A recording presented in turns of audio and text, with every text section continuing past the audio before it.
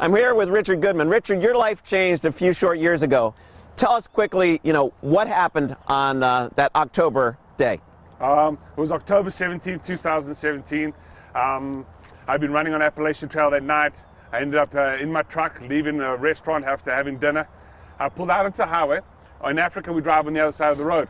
I started heading down the road. I started coming towards an S-bend. I seen some lights coming towards me.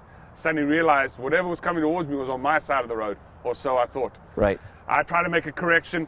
He tried to make a correction. That's when I suddenly realized it was an 18-wheeler, and there was no way he was going to change. We're doing 60 miles an hour, we're almost on top of each other. How did you survive it? What happened? Well, there's only one reason I survived, but I felt it. I felt God's presence in it.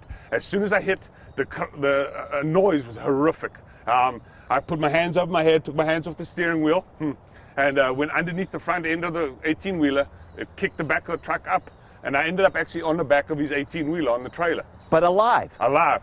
I climbed out of the truck myself. I climbed into the ambulance myself. They took me to the hospital.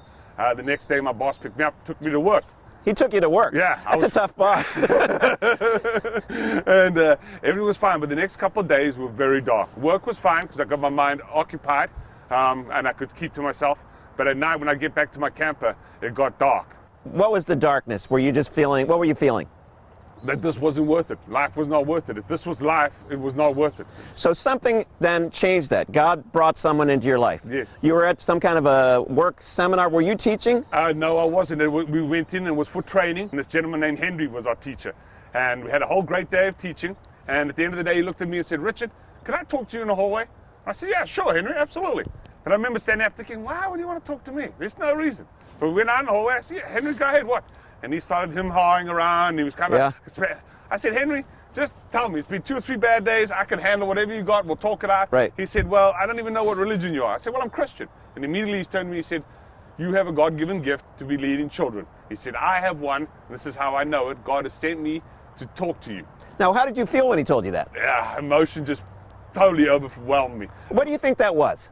That would be because I thought about God, I knew God, but I wanted him to tell me what I was missing. Where was I going wrong? Why was I feeling the way I was feeling? And Henry's message maybe cemented that for you. Immediately told me.